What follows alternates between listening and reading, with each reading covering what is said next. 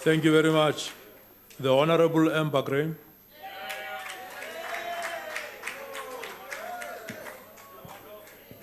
Chairperson, all protocols observed. No man's life, liberty or property is safe while the legislation is in session. Mark Twain.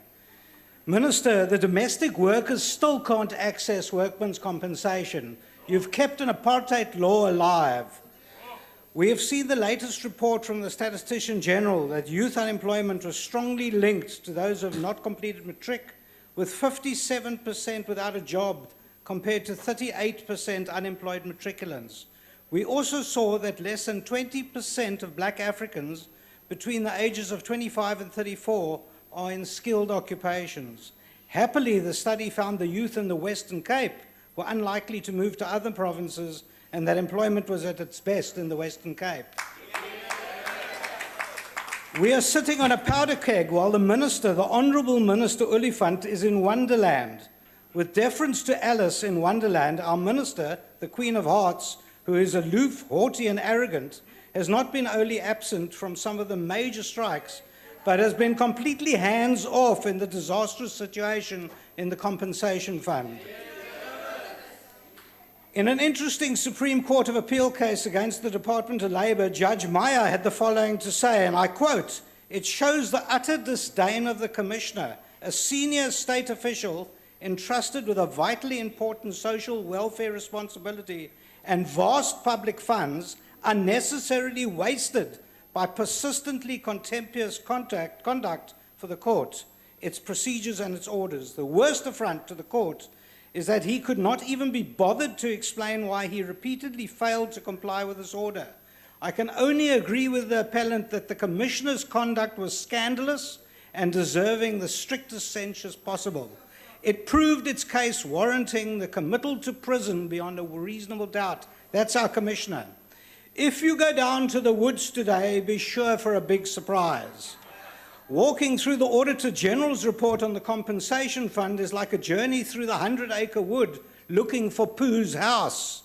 The entity did not maintain proper accounting records relating to the movement in the provision of outstanding claims, and I quote, "The root cause is the lack of understanding and proper implementation of accounting standards by management." Furthermore, the Auditor General, reading like EOR's report, said there's a lack of management oversight to ensure that adequate and effective controls are in place to detect and prevent errors. This leaves one depressed.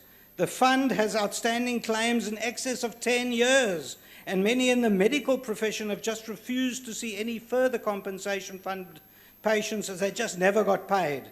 We're all living in Neverland. Nothing seems to get done.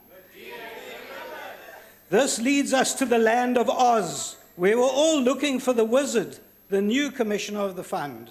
The Auditor General said, and I quote, "As a result of insufficient records, we are unable to verify whether the amount disclosed as impairment allowances was accurately calculated and disclosed." I'm however pleased to report that the new Commissioner, Mr. Mafata, presented a plan of action for the Compensation Fund, which seems to be taking us somewhere. We wait. Only time will tell. The ANC government has let the Compensation Fund implode to the extent that for the last 4 months of last year, no payment was made at all. The entire workforce of South Africa was exposed, both to poverty and degradation. The real Cinderella of the department, the Commission, CCMA, which is in fact the jewel of the department, performed admirably. Another issue to raise is the UIF, Unemployment Insurance Fund, and despite enormous funds readily available to the fund, the public receives a runaround with massive queues, lost papers, every excuse in the book provided in order not to pay.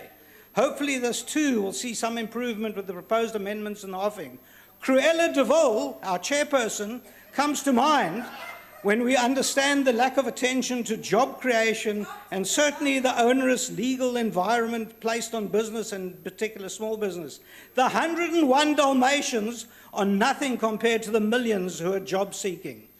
The big bad wolf, our esteemed president, cannot tolerate any rules and regulations and clearly has complete disdain in most of the ministries, and in particular the Department of Labour.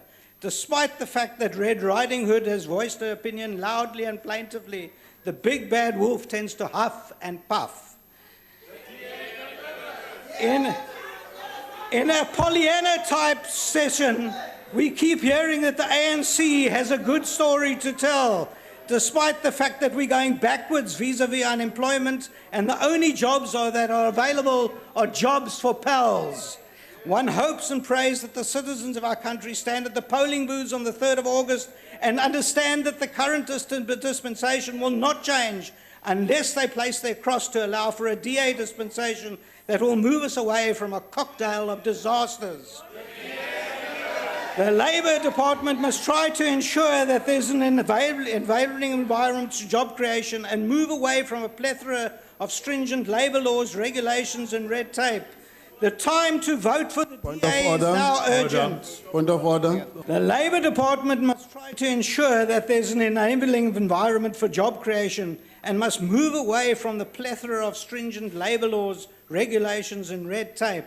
The time to vote for the DA is now urgent, as the only difference between Alice in Wonderland and the ANC is that they're falling down the hill. Thank you very much.